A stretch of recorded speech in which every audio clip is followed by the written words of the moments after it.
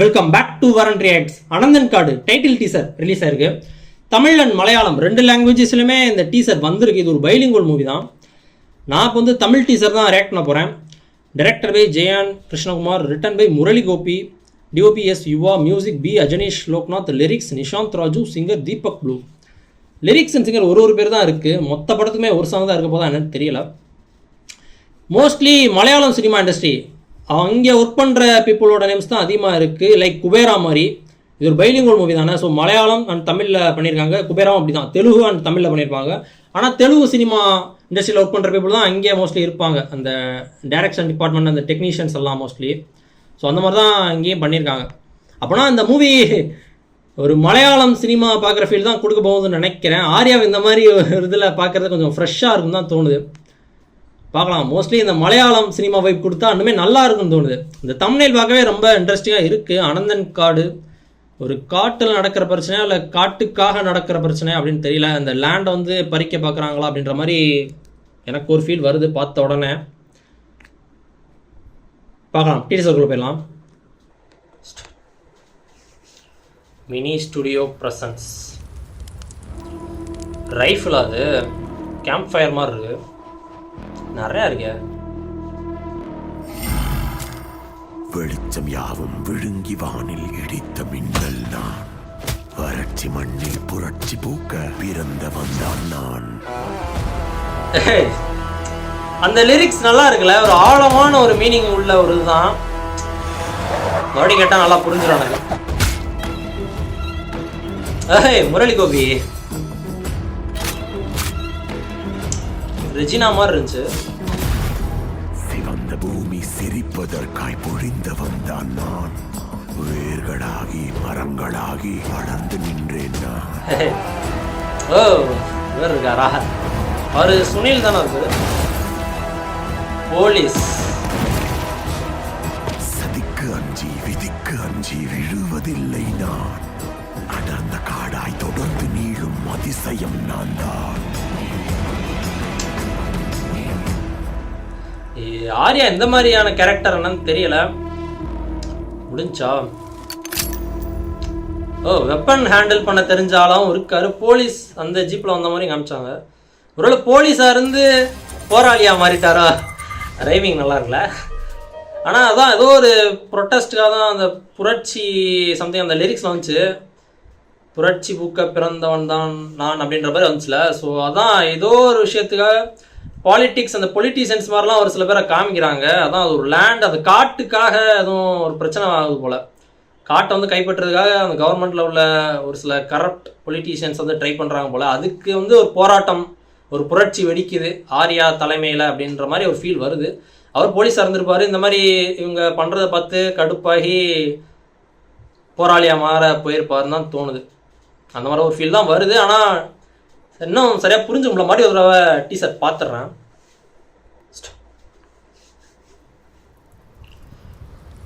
அந்த லிரிக்ஸ் வந்து படிக்கிற மாதிரி இருந்தால் இன்னுமே எனக்கு நல்லா கொஞ்சம் ஓரளவுக்கு புரியணும் கேட்குறத விட. அவளை தேடி பார்க்கலாம். அதுக்கப்புறம் வெளிச்சம் யாவும் விழுங்கி வானில் இடித்த மின்னல் நான், வறட்சி மண்ணில் புரட்சி பூக்க பிறந்த வந்தான் நான். வறட்சி மண்ணில் புரட்சி பூக்க பிறந்தவன் தான் நான். அதெல்லாம் பிடிச்சி வச்சிருக்காங்க.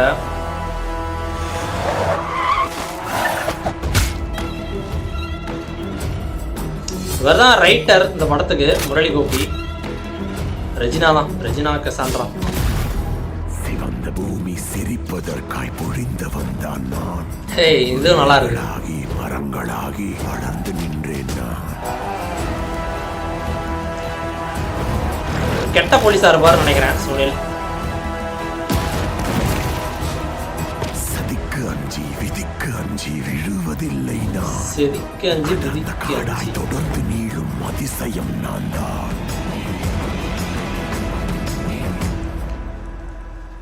அது என்னன்னு தெரியல. ஏதோ ஒரு ஃபைட் சீக்வன்ஸ் வரப்போதா இல்லை இந்த ஸ்டார்டிங்கில் ஆர்யாவோட இன்ட்ரோ காமிச்சாங்கல்ல, கீழே முட்டி போட்டு கன்னை காமிக்கிற மாதிரி. அந்த கன்னை வந்து சுனில் தான் காமிச்சிருப்பாருன்னு நினைக்கிறேன். அவர் ஒரு கெட்ட போலீஸ் மாதிரி தான் இருக்காரு. நல்லா இருக்குங்க. டீசர் வந்து தரமாக இருக்குது, செம்ம ப்ராமிசிங்காக இருக்குது, இன்ட்ரெஸ்டிங்காகவும் இருக்குது. அதான் ஒரு இந்த நரி வேட்டை, அந்த நரி வேட்டா மலையாளத்தில் நரி வேட்டாவா நரி வேட்டைன்னு நினைக்கிறேன், நரி வேட்டை. தமிழில் கூட அதுக்கப்புறம் வந்துருச்சுன்னு நினைக்கிறேன். படம் ரிலீஸ் ஆச்சு எனக்கு தெரியல. அதுவுமே அந்த மாதிரியான ஒரு இடத்துக்கான ஒரு ஃபைட் மாதிரி தான் இருக்கும். அந்த டீசருமே நம்ம ரியாக்ட் பண்ணியிருப்போம். ஸோ கிட்டத்தட்ட அதே வைப் இதுலேயும் வருது. அந்த டீசர் ரியாக்ஷன் வீடியோ பார்க்கணும், மறக்காம செக் பண்ணி பாருங்க. ஐகால்லையும் வரும், முன்னாடியே கொடுத்துருப்பேன். இல்லை அந்த வீடியோ முடிஞ்சு என்ஸ்கிரீன்லேயும் வரும், டிஸ்கிரிப்ஷன்லையும் லிங்க் தரேன், மறக்காம செக் பண்ணி பாருங்க. கிட்டத்தட்ட சிமிலர் வைப் தான் இந்த இதுவும் தருது. ஒரு மாடு மாதிரி கூட டக்குன்னு, காளை மாடு கூட டக்குன்னு அதோ வர மாதிரி காமிச்சாங்க. இதெல்லாம் பார்க்கும்போது எனக்கு அந்த காண்டாரா அந்த மூவியுமே ஞாபகம் வந்துருது. இந்த நரி வேட்டையிலுமே நான் அதே தான் சொல்லியிருப்பேன். காண்டாரா ஞாபகம் வரும்னு சொல்லியிருப்பேன், கர்ணன் ஞாபகம் வருதுன்னு சொல்லியிருப்பேன், ஒரு ட்ரிபிள் கூட சொல்லியிருப்பேன். ஸோ அது வேற ஒரு விஷயத்துக்காக சொல்லியிருப்பேன். அந்த டீசர் பார்த்தீங்கன்னா அவங்களுக்கு புரியும். ஸோ அதான் இதுலேயுமே ஒரு காளை மாடு டக்குன்னு வர்றது காமிச்சோன்னே ஒரு வேளை அது ஒரு வராகி தெய்வம் தானே, வராக தெய்வம், இந்த பன்றி அவதாரத்தில் இருப்பாங்களே. ஸோ அந்த இதை காமிப்பாங்க. இது ஒரு காளமாடு மாதிரி காமிக்கிறாங்க. ஸோ அந்த காண்டாரா ஃபீலிங்குமே அந்த ஒரு இதுவுமே டக்குன்னு எனக்கு ஞாபகப்படுத்துது. நல்லா இருக்கு, செம்ம இன்ட்ரெஸ்டிங்காக இருக்குது. இது மலையாளம் சினிமா வைப்லேயே தான் இது இருக்க போகுதுன்றது நல்லாவே தெரியுது. ஸோ பார்க்கலாம், ஆர்யா இந்த மாதிரி புல் ஆஃப் பண்ணியிருக்காருன்னு பார்க்கலாம். நல்லா இருக்கு, வேற நல்லா இருக்குது. அந்த அதான் லிரிக்ஸ் மட்டும் கிடைக்குதான்னு பார்க்குறேன். கமெண்ட்ஸ்லேயே ஒருத்தர் அந்த லிரிக்ஸை போட்டிருக்காருங்க. தீஸ் லைன்ஸ் சப்பி பாய் 1206 அப்படின்றவர் போட்டிருக்காரு. Thanks bro. வெளிச்சம் யாவும் விழுங்கி வானில் இடித்த மின்னல் நான், வெளிச்சம் யாவும் விழுங்கி வானில் இடித்த மின்னல் நான். டார்க்கான ஏரியாவில் ஒரு மின்னல் அப்படி இருக்கும், ஒரு பிரைட்டாக அந்த இடத்துல மட்டும் தெரியுமில்ல. ஸோ அந்த மாதிரி மீன் பண்ணுறாங்களா என்னன்னு தெரியல. மொத்த வெளிச்சத்தையும் அது உறிஞ்சிக்கிட்டு மின்னலாக வருதுல்ல அப்படின்ற மாதிரி, மொத்த வெளிச்சத்தையும் எடுத்துகிட்டு ஒரு மின்னல் மாதிரி வருது, இந்த மின்னல் தான் நான் அப்படின்ற மாதிரி ஆர்யாவை சொல்கிறாங்கன்னு நினைக்கிறேன். வறட்சி மண்ணில் புரட்சி பூக்க பிறந்தவன் தான் நான். அதான் ஒரு வறண்ட மண்ணில் ஒரு பூ பூக்குது, அது புரட்சின்ற பூக்குது போல அப்படின்னு தான் சொல்கிறாங்க போல. இல்லை போராட தைரியம் இல்லாத மக்கள்கிட்ட ஒரு போராட்ட குணமிக்க நான் வந்துட்டேன் அப்படின்ற மாதிரியும் ஒரு மீனிங் வருது. நான் அப்படி புரிஞ்சுக்கிறேன். ஆனால் எக்ஸாக்ட் மீனிங் அப்படின்னு எனக்கு தெரியல. ஒவ்வொரு ஒவ்வொரு மாதிரி புரிஞ்சுக்கலாம். அந்த லிரிசிஸ்ட்டுக்கு தான் தெரியும் எந்த மாதிரி, அந்த டைரக்ஷன் டீம் அவங்களுக்கு தான் தெரியும் எந்த மாதிரி இந்த லிரிக்ஸ் இருக்குது அப்படின்னு சொல்லி. சிவந்த பூமி சிரிப்பதற்காய் பொழிந்தவன் தான் நான், இரத்த கலரியாக உள்ள பூமியில் ஒரு சிரிப்பை கொண்டு வர்றதுக்கு தான் நான் இருக்கேன் அப்படின்ற மாதிரி நினைக்கிறேன். இல்லை அந்த படமே ஒரு போராட்டமாக தான் இருக்குது. ஸோ அது எனக்கு புரியலை அப்படின்னு. இவங்க சிவந்த பூமி சிரிப்பதற்காய் பொழிந்தவன் தான் நான், போராட்டம்னு எடுத்துக்கிட்டால் அது ஒரு கண்டிப்பாக ஒரு வயலன்ஸ் அப்படின்னு அது எப்படி சொல்கிறதுன்னு எனக்கு தெரியல. கர்ணன்மே எடுத்துக்கிட்டிங்கன்னா ஒரு குட் காஸ்க்காக தான் அந்த போராட்டமே நடக்கும். ஆனால் அது ஒரு வயலன்ஸ் தான், அதில் எந்த மாற்று கருத்தும் இல்லை. ஸோ அது இதை எப்படி எடுத்துக்கிறது எனக்கு தெரியல. சிவந்த பூமி போராட்டம் பண்ணதுனால ரத்த கலரியாம் இந்த பூமி இருக்குது அப்படின்னு சொல்கிறாங்களா, இல்லை போராட்டம் பண்ணுறதுக்கு முன்னாடி அப்படி தான் இருக்குது, போராட்டம் பண்ணி தான் ஒரு சிரிப்பையே நான் கொடுக்க போகிறேன் அப்படின்ற மாதிரி சொல்கிறாங்கன்னு நினைக்கிறேன். வேர்களாகி மரங்களாகி வளர்ந்து நின்றேன் நான். அதான் கொஞ்சம் கொஞ்சமாக படிப்படியாக வளர்ந்து ஒரு போராட்டமாக வளர்ந்துருச்சுன்ற மாதிரி எதுவும் சொல்கிறாங்க போல். விதிக்கஞ்சி விழுவதில்லை நான். விதிக்கஞ்சி நான் ஃபஸ்ட்டு ஏதோ செதிக்கு அஞ்சின்ற மாதிரி கேட்ட மாதிரி இருந்துச்சு. ஓகே, அதான் இந்த ஒரு தான் என்ன இது பண்ணிட முடியாது அப்படின்ற மாதிரி சொல்கிறாங்க. அடர்ந்த காடாய் தொடர்ந்து நீளும் அதிசயம் தான் நான். ஓகே, இந்த போராட்டம் அப்படின்ற ஒரு மனுஷன் வேறாய் மரமாய் நிற்கிறான்ல, அது எந்த விதியாலையும் அழிச்சிட முடியாது.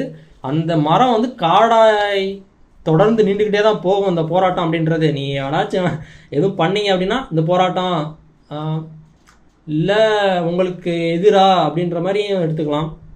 ஏன்னா ஒவ்வொருக்கும் ஏன்னா போராட்டம்னு போனால் அப்படி தான் இருக்குது நாடு. என்ன போராட்டம் பண்ணி தான் ஒரு இது ஒரு நல்ல விஷயமே கிடைக்கிற மாதிரி இருக்குது நம்ம நாட்டில். இந்த ஜல்லிக்கட்டு எல்லாம் தெரிஞ்ச விஷயம் தானே, போராட்டம் பண்ணி தானே அது தக்க வச்சுக்க முடிஞ்சிச்சு. ஸோ அந்த மாதிரி சொல்கிறாங்க போல். எப்பெல்லாம் ஒரு அடக்குமுறைக்கு ஆளாக்கப்படுறோம் அப்போல்லாம் போராட்டம் அப்படின்றனா காடாய் வளர்ந்துக்கிட்டே போவேன் அப்படின்ற மாதிரி லிரிக்ஸ். நான் எதுக்கு இவ்வளோ உட்காந்துட்டு ரொம்ப டிகோட் மாதிரி பண்ணிகிட்டு இருக்கேன்ல, நானே இப்போ தான் யோசிக்கிறேன். ஆக்சுவலாக இப்போ டிஸ்கிரிப்ஷனில் அப்புறம் நான் சொன்னல லிரிக்ஸ் அண்ட் சிங்கர் அப்படின்றது ஒரே ஒரு பேர் தான் இருந்துச்சு. 2 பேர் இருங்களேன், ஒரு பேர் தான் இருந்துச்சு. Nishanth Raj lyrics, Deepak blue singer. அவங்க தான் இந்த டீசரில் வந்த பாட்டுக்காக மட்டும் இந்த டிஸ்கிரிப்ஷனில் போட்டுருக்கான்னு நினைக்கிறேன். இன்னுமே நிறைய பாட்டு கூட இருக்கலாம். ஆனால் வாய்ஸ் சூப்பராக இருந்துச்சு. அவர் தீபக் ப்ளூ பேஸ், அந்த வாய்ஸோட பேஸ் சூப்பராக இருந்துச்சு. டீசர் ரியாக்ஷன் பண்ணாலும் இல்லையா, லிரிக்ஸ் வந்து டிகோட் பண்ணிட்டு இருக்கேன். ஓகே, நான் இந்த மாதிரி இந்த லிரிக்ஸ் வந்து புரிஞ்சுக்கிட்டேன். ஆனால் லிரிக்ஸ் எனக்கு ரொம்ப பிடிச்சிருந்துச்சு. ஸோ அதனால தான் தேடி பார்த்தேன், எங்கேயும் கிடைக்கிற மாதிரி தெரில.